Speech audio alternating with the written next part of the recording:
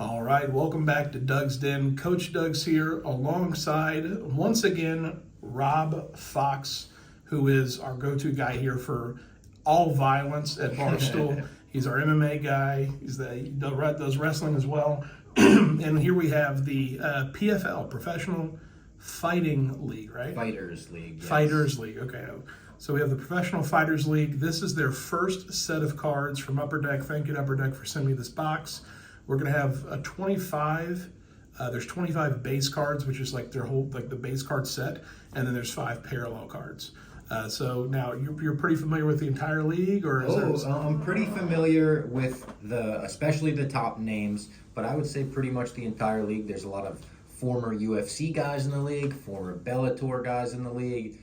I've made videos with this girl right here, Kayla Harrison. She recently separated my AC joint, so I got to go to physical therapy for that. But still a fan, still like her. Nice. But yeah, the PFL is a great league, great alternative to the UFC, where we were kind of talking off camera. It has a season-long format where they have an off season. Right now, we're in the off season. They'll come back, have a regular season, playoffs, and then the championship. And the championship in every weight division gets $1 million. Wow. So pretty sweet. Yeah, it's a pretty big payoff right there. Could bet on yourself in the PFL pretty much. Nice. That's awesome. Yeah, I've heard of Bellator. I think I've heard of Bellator through Cyborg. Yes. But she was big in Bellator. Big in Bellator, and they've been teasing a super fight with her forever. Oh, really? They're trying to make that happen. She fights at 155 pounds. Cyborg fights at 145. So the weight's been a discrepancy for them. They've been saying back and forth what that's going to be and the cross promotional thing. But I think it might happen. That'd be pretty cool. Yeah. All right. Well, like I said, listen, I'm a fighter myself. I have fought rough and rowdy. I would say I fought. I got my face punched in for about 3 minutes, but I stayed in there. But yeah, I'm not that into violence. Yeah. But there's something, I don't know, there's something about a fit lady, like just takes care of herself, like real muscular.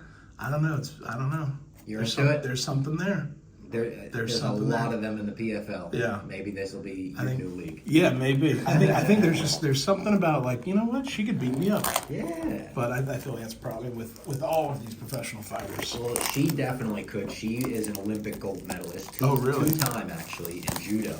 Nice. She was roommates with Ronda Rousey back in the day, and Ronda couldn't even get a gold medal in the Olympics. Really? So, big time killer. She actually just took her first ever loss in MMA right after making a video with me. So I was a little afraid I was the kiss of death, but yeah. Now you said she separated a tendon or something? So my AC joint, my right shoulder, she picked me up and took me down, kind of threw me onto it. Yeah. And I don't know if she separated it, but she definitely injured it to the point of physical therapy. But it's not really her fault. She's like, what do you want to do for the video? And I was like, it's kind of like you beating me up. Yeah. And there she is. There's a trend there, I think, happening. I think you've now taken a leg kick. Yep, from Molly. Yeah, it's And then my first Barstool video too was also fighting a woman named Caitlin Chukagian, who's in the UFC. You just like getting beat up. I don't like it, but I understand that maybe other people like it. Yeah, it's good content. I'm like, all right, yeah. Yeah. But I can tell you who doesn't like it. My sister, who's an X-ray tech. Oh, really? Yeah, because I go to her for the X-rays. She's like, you need to stop it. Yeah. You're not a professional fighter. Exactly. Don't belong in the Professional Fighters League. But they just signed Jake Paul. Oh, really? So Jake Paul signed with the Professional Fighters League and said that he will be making his MMA debut this year. Swears that he's stepping in the cage. Huh. And he's also part of a deal to promote the league. So you'll see a lot of tweets and stories from him in the next year just promoting the league in general. Now, does that mean, I don't follow him that closely, does that mean his whole thing with Triller is done? So he had a deal with Triller, then he had a deal with Showtime. I honestly don't know what the deal is, boxing versus MMA. From my understanding, PFL will promote his MMA fights and someone else will promote his boxing fights. Maybe himself. Like Mayweather does Mayweather Promotions. I think he might just do Problem Child Promotions. Yeah, he's definitely got the audience for it, for sure.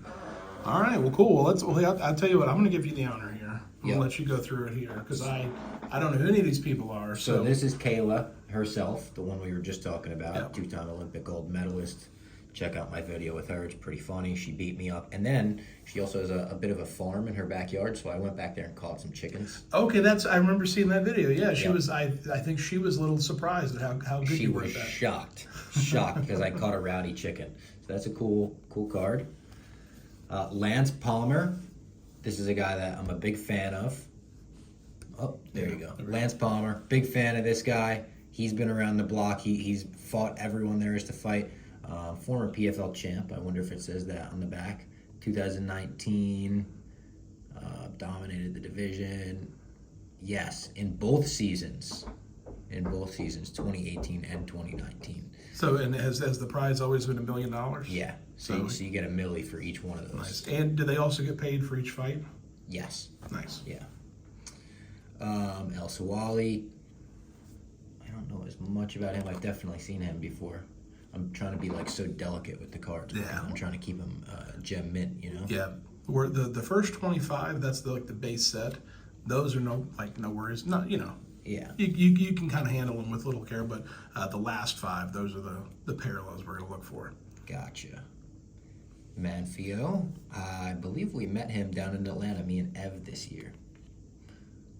Cool card. I like the back has like not only just stats, it has like a little blurb about him. Yeah. You know, you can kind of learn about the league. Yeah. Ray Cooper III, very good fighter as well. Now with this, is this MMA as well? It's just PFL is the name of the league. So it's MMA. Almost same rules as UFC. Same rules except no elbows in the PFL. Really? Because elbows are prone to make lacerations on the face, and with their season format, you're gonna have to fight and then fight like 6 weeks later. Gotcha. So you want to stay away from that. They call this guy shoe face. Well, now why is that? His face looks like a shoe. Okay, that's fair. No, I don't know. It's like a very obvious Bond villain. Yeah, exactly. They don't have the nicknames on the card. That oh no, they do. Antonio Shoeface Carlos Jr. There you go. Nice. But yeah, Shoeface. There you go. That is like a Dick Tracy villain or something. Yeah. Marthin Hamlet.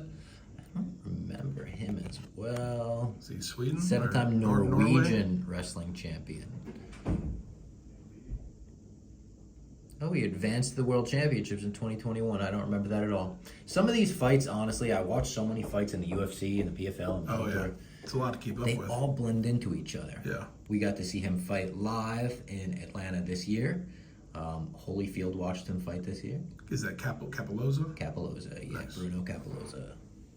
Now, do people, is PFL and UFC, like, are people choosing, like, I'm going to go into this one specifically, or is PFL like kind of like a minor league where like they're going to work themselves up to go into the UFC? They're sort of working themselves up, but it's also maybe people that just got released from the UFC, or even people who let their contract expire, went into free agency, that go, hey, I could win that tournament and I could get $1 million. Yeah. Like, there are kind of enticing things. A-Rod is a founder, or not a founder, investor. Mm-hmm.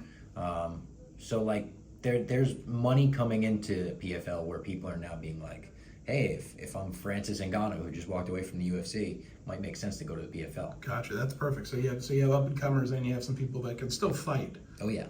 And speaking of Francis Ngannou, if he goes to the PFL, I'd like to see him meet this guy, Anti Delija. This guy's a heavyweight beast, throws big hands, bombs, absolute cinder blocks for hands. It's a wild photo. That's a great photo of a fighter right there. Yeah. There's nothing pretty about that. He's just going to come at you. All right, this guy he just might be my favorite PFL fighter. Oh, yeah? Oliver Aubin Mercier, the Canadian gangster. He won the PFL championship this year. Big fan of him because of his personality, his fighting style, his accent. He's got that like Quebec accent. The French. Oh, it's great. It's great. Yeah. And George St. Pierre has always been a big supporter of him. So he was in his corner at MSG this year when he won the Millie. That's great. The idea of a Canadian gangster.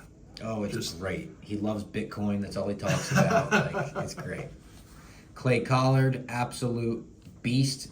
He had a crazy fight this year. Who was it? With Jeremy Stevens, was it? In the lightweight division? This is a guy who will take 100 punches to hit you with 50. Yeah. But, like, you might go down before he does. Just a gritty fighter. Nice. Love the Mortal Kombat tattoo. Julia Budd, another Canadian here that also fought on that MSG card this year. She is another veteran who's been around MMA pretty much forever. Like, she was, I would say, a pioneer of women's MMA. Nice. Now, how many, what's like the ratio? How many women are there in the league? I don't know. They have There's not enough to have one like division. Only one division. But I think they're expanding. Yeah. Yeah. Emiliano Sordi. I don't know much about him. He's Argentinian. There's not many Argentinian MMA fighters. I believe there's only one in the UFC. Or no, there's two or three. Rory McDonald. This guy is a UFC veteran as well. Took place in my favorite fight of all time. Oh yeah. Rory McDonald versus Robbie Lawler 2 at UFC 189 is an absolute war. They have this faced-off at the end of round 4 where they just stare at each other and they like both spray blood out of their nose just from like, breathing basically, and it fires me up every time I watch it. He just retired though. He was one of the first people to come into MMA, and people were like, the big talking point about him was like, he grew up and MMA was already popular, so he didn't have to go to a boxing gym, then a jiu-jitsu gym. He just went to MMA gyms. He's the next generation. All in one place. Great fighter. Speaking of great fighters, UFC veterans, Anthony Pettis, former UFC champion, the only MMA fighter to ever be on a box of Wheaties. Really? Yep. Showtime Pettis, they call him. He invented the Showtime kick, jump off the cage and then kick someone in the face. Did that happen at UFC? It happened in WEC, which UFC then bought. Gotcha. WEC was like before the UFC had light weight classes. It was just for like smaller UFC guys. was just heavyweight guys. Yeah. Gotcha. Me and Ev got to spend like a couple of days with him in Atlanta before his fight week. Unfortunately, he lost that time as well. Might be the kiss of death. But he was the man. The absolute man. Ferreira, another beast, another big guy who's just in there to throw hands. Another guy who, if he doesn't get the knockout in the first round, you might be in for a boring fight. No disrespect. Stuart Austin. Don't remember much about him, to be honest. Brit from London, England. Racked up 15 victories and 12 finishes, fighting in 8 different countries before his PFL debut against Ferreira. I think he lost that one. There you go. Chris Wade, another great fighter. Long Island guy. We got to interview him in Atlanta. He was very, very cool. Another guy that was in the UFC, then went to the PFL. Didn't have as much success in the UFC. Now he's seeing success in the PFL. Bubba Jenkins. Love this guy. Me and Ev talked to this guy's coach on a bus in Atlanta for probably 30 minutes about rap. We were just talking old school rap, new school rap. Great guy, though. We've had him on Spin and Back Fist twice. Definitely a friend of the program at this point. Nice. Sabadu Sai, one of the winners of this year's $1 million tournament. He had the loudest family in the crowd. Oh, yeah. Like, you could hear every single fighter, their family was seated, like, in a certain area where we could hear them. Every single time his opponent started getting cheers, they would start doing a full chant for him. You gotta love that. What country is he from? He is from Sweden? Sweden, yeah. That's awesome. Stockholm. All right, Brendan Loughnane. This one is a fun one to talk about because this is Large's 5th cousin. He was in the office this year before he won $1 million because Large found out through the family tree. He's like, I think I have a cousin who's like an MMA fighter. And I said, oh, hit me up. Like, tell me who it is. Yeah. He's like, I think his name is Brendan Loughnane. Is he any good? Is he any good? Yeah, he just won $1 million, Large. Yeah. Awesome guy, though. We had him in the office, broke down the family tree. He went through, oh, do you know Aunt Teresa? Oh, yeah, we call her Terry. So shout out Brendan Loughnane. We'll do more with him in the future for sure as well. They should bring him on Barstool Finance to talk about that $1 million. Oh, yeah. Well, Large broke down, like, listen, if we were first cousins, I would ask for like $50,000. If we were second cousins, let's cut that in half, $25K. Yeah. He went down to like, here's how much you owe me, Yeah. essentially. Well, just give me lunch. And Large almost got into a fight with his opponent's family because he was standing up going like, oh yeah, fuck him, easy work, easy money. And then they were like, easy money? You fucking kidding me? Yeah. Bubba Jenkins was actually his opponent. Oh, okay, gotcha. Larissa Pacheco. She is the only woman to ever defeat Kayla Harrison inside a mixed martial arts competition. She defeated her this year for the $1 million in a very close split decision. She had actually lost to Kayla twice before. So she, had nothing to offer in the first 2 fights and then came back stronger than ever. And now we might see a 4th fight between them because people kind of want to see that rematch. Now they feel like they're 2 different fighters. Yeah. Shout out to her, though. Crazy come-up story of nobody thinking she could do it, and then she walks away with $1 million. Nice. Now, do they have these, you mentioned Atlanta a few times. Do these rotate? Do these go to different cities for every event? So not every event. They'll do the first, say, 3 events of the season in Dallas this year, and then they did the next 3 events in Atlanta, and then they started rotating for playoffs. Okay. So it's like they kind of have home bases. Like a little hub. Yeah. Magomed Kadirov. See, this is a thing about MMA. You get a lot of names with that. Medov at the end, Oev at the end. I wouldn't bet against anyone with Oev or Ev at the end of their name. That's an MMA betting tip. Yeah. Yeah. Is he from Russia? Yeah, he is. Yeah. Yeah. The beards, when you see that, when you see and he fights at American Top Team. That's when you fight out of Coconut Creek, Florida. That means you're out of American Top Team. That's where Kayla fights out of. Jorge Masvidal, probably the best MMA gym in the world. Maybe, definitely. I would say the country. In maybe Coconut Creek, Florida. Yeah. Is that down by Tampa or Miami? I think it's like an hour away from Miami. That makes sense. I went down there to film the video with Kayla. There's nothing to do down there. No, nothing to do down there. That's probably why it's the best MMA fight. Well, yeah. There's 2 hotels there, and they're both in the parking lot of the MMA gym. I swear. I think this will be number 20. No, this is 24. Number 24 of the set. So Gina Fabian, she's a good fighter, I believe. 2-1, and then 1-1 in the next season. And Clarissa Shields. That name may sound familiar because she is the greatest women's boxer, maybe of all time. She hopped over to MMA. She's had a couple of fights, mixed success. She's 1-1. But little fun fact: I went to the championship, and my girlfriend came out of the bathroom and was like, "Who's that girl with the titles?" And I was like, "Oh, that's the greatest women's boxer of all time." She was like, "Oh, she just asked me to zip her up." I was like, "Oh, really? Unreal!" Nice. That's a little fun fact for you. Nice. All right, now these are the the special parallels. ones. Yeah, so we're probably going to gold, get we're going to get maybe 2 or 3 gold, maybe some reds, and hopefully an autograph. Oh, that'd be sweet. Yeah. So Ferreira, this is again that big heavyweight guy, big slugger. Cool one there, gold one. Stuart Austin.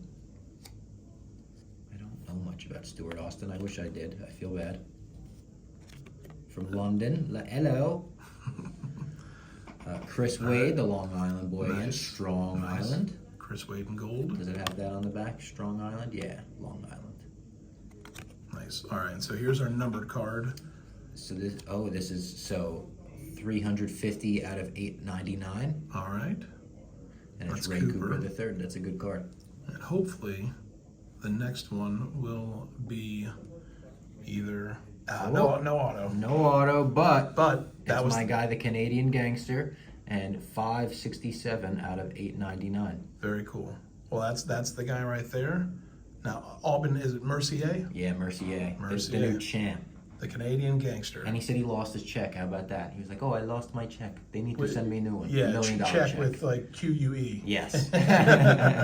Very cool. Well, that's a pretty cool set. It's nice, especially for their first set. You have the 25 card base sets. You know you're going to get that, and then a few parallels there at the end. Some short print numbered cards.